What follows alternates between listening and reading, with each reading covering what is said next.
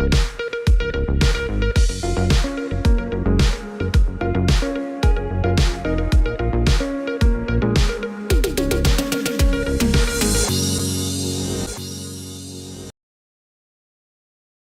News കാലാവസ്ഥാ വാർത്തയിലേക്ക് സ്വാഗതം. സംസ്ഥാനത്ത് ദിവസങ്ങളുടെ ഇടവേളയ്ക്കുശേഷം ഇന്നും നാളെയും മഴയ്ക്ക് സാധ്യതയുള്ളതായി കേന്ദ്ര കാലാവസ്ഥാ നിരീക്ഷണ വിഭാഗം. മധ്യ തെക്കൻ കേരളത്തിലാണ് മഴസാധ്യത രൂപപ്പെട്ടിരിക്കുന്നത്.